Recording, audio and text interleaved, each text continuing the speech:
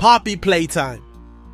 Chapter 4 has just dropped a teaser, confirming its release date for January 2025. I can't believe the game is coming out so soon.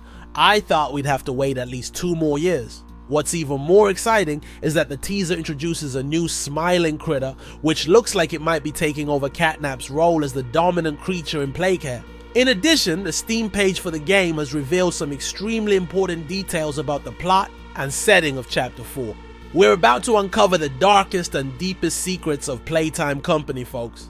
In today's video, I'll do my best to break down the teaser's details, analyze the new images, and share a few signature HoniGAME theories about Poppy Playtime Chapter 4. The teaser starts with a smiling critter, specifically a creature called Dog Day, crawling inside a dark warehouse with tons of stacked cardboard boxes. This Dog Day is a completely new creature, unrelated to the one we encountered in Chapter 3. It seems to share the same origins as the tiny smiling critters that hunted us inside Playcare. Dog Day is crawling toward a place filled with the corpses of other smiling critters. The area looks a lot like a prison cell, complete with metal bars. Comparing this scene to the images the developers uploaded on Steam, it seems like this is where Dog Day is heading, a space where piles of discarded toys are stacked into a mountain. It looks like this will be one of the main settings of Chapter 4. In fact, the prison-like setting has already been hinted at in the game, specifically in the Forsaken Project Playtime update. Unlike the tiny cell where we found Dog Day in Chapter 3, this place is massive, with designated areas for transporting and monitoring prisoners. It's connected by a network of hallways that lead to different cells. After toys have undergone experiments, they're brought to this area to be monitored and contained, preventing them from causing chaos. We've heard a lot about Playtime Company imprisoning its experiments in inhumane ways, but now, in Chapter 4, we finally get to see the actual holding area. It turns out that the reason Dog Day is drawn to this place is the smell of blood from the corpse of another smiling critter. If we remember what Dog Day said in Chapter 3, it mentioned being hung up and imprisoned because it refused to follow the orders of Experiment 1006. Catnap worships Experiment 1006, and anyone who doesn't comply is severely punished. The tiny smiling critters obey Catnap because they want to avoid the same fate as Dog Day. They survive by feeding on the prey Catnap brings back. But now that Catnap is gone, the smiling critters must fend for themselves, eating whatever they can find, even if it's just scraps of flesh from long dead smiling critters. After 10 years, food inside the factory is running scarce, and in their desperation, these creatures are willing to eat anything, even their own kind. It seems likely that the deaths of these creatures are due to the same reason. They didn't obey Catnap and refused to worship Experiment 1006, and this is the price they paid. It's horrible to think that inside each of these living toys was once a human being, possibly even children, now forced to eat each other. Returning to Dog Day in the teaser, we see it start to devour the corpse, but suddenly a toy springs to life and attacks it. This new toy is a black sheep, another completely new smiling critter that hasn't been seen or mentioned in Chapter 3. For some unknown reason, Playtime Company had entirely removed this sheep from all of its media and didn't want the public to know it existed. A similar situation happened with Catnap when it was found to emit gas that caused children to have nightmares. Playtime Company quickly recalled the toy and erased it from all advertising materials. So whatever this black sheep did, it must have been just as serious, if not worse, for Playtime Company to completely erase it from all media and banish it to the deepest levels of the factory. The black sheep in the teaser stands out with his dark wool and a creepy smile, much like the other smiling critters. What makes this sheep different is its zipper mask shaped like a skull, in stark contrast to the cheerful symbols on the other smiling critters. This design makes it easy to see that the sheep represents death. This is quite different from the previous toys in the game, which were designed to look friendly before becoming corrupted and evil. The sheep, however, is sinister right from the start, and it seems to be a link to an even darker force inside the factory. Could it be the messenger of Experiment 1006? The sheep appears to be a particularly dark version of a smiling critter. It's unclear what Playtime Company was thinking when they created such a terrifying toy. Clearly it's not suited for children. So maybe this sheep was actually designed for a more adult audience. The sheep's grim appearance reflects his personality as well.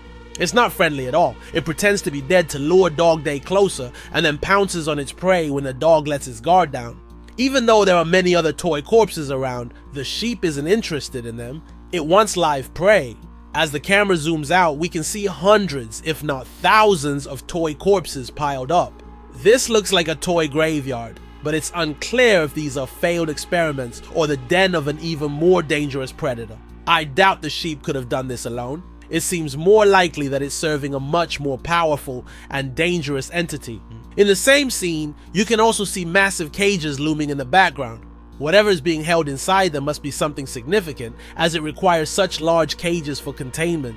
It has also a door or cage marked with a 3-color symbol, green, red, and yellow. I can't predict what's inside, but it likely hides some mysterious creature.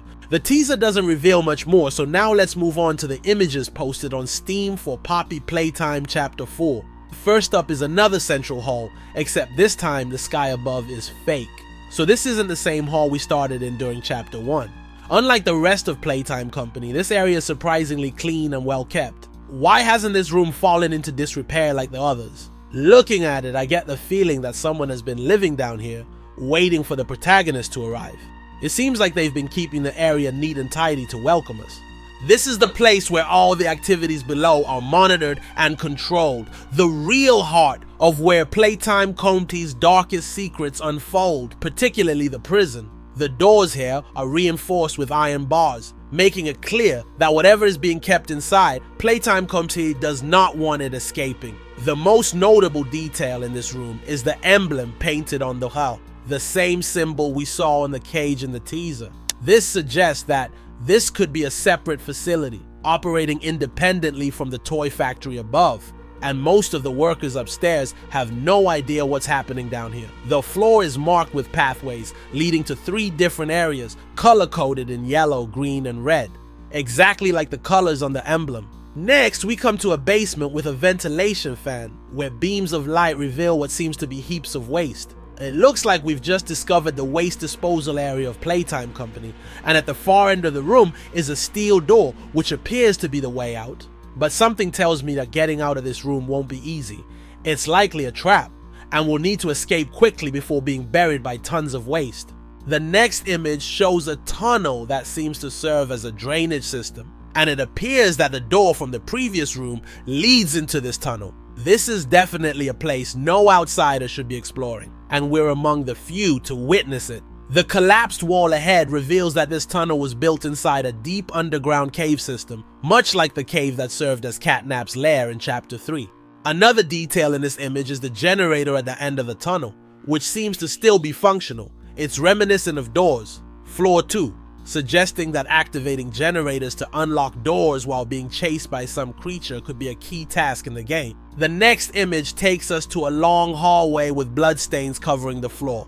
Whatever tragedy occurred here, it's clear that the blood didn't come from the prison cells. It seems to be from the corpses of other toys, which have been piled up in the distance. This likely took place after the toy factory's collapse, as there's no way Playtime Company would allow their experiments to be fed in such a filthy, unsanitary manner. Something has been hunting and gathering its prey, stashing all the spoils in this area for itself. This isn't just your typical blood-soaked hallway. It's a place where toys and factory workers alike are captured and devoured. As the theme of Chapter 4 suggests, survival is uncertain in the deepest levels of Playtime Co.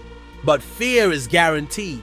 Whatever lives down here wants the protagonist to be terrified, as fear makes the prey even more delicious. Before this place became the lair of this creature, it was a holding area for the most insane, dangerous, and horrifying experiments. Just look at that super thick steel door. It's practically bomb-proof. Whatever was locked inside must have been so terrifying that they had to keep it heavily isolated. And now that the door is wide open, it means that the creature has escaped. This is likely the very place where Playtime Co.'s scientists conducted their most inhumane experiments, where the living toys were first created. Finally, we come to the last image, a passage inside a cave. This brings back an element from Chapter 2, where we have to use the grab pack to progress. And that's all the information we have on Poppy Playtime Chapter 4 for now.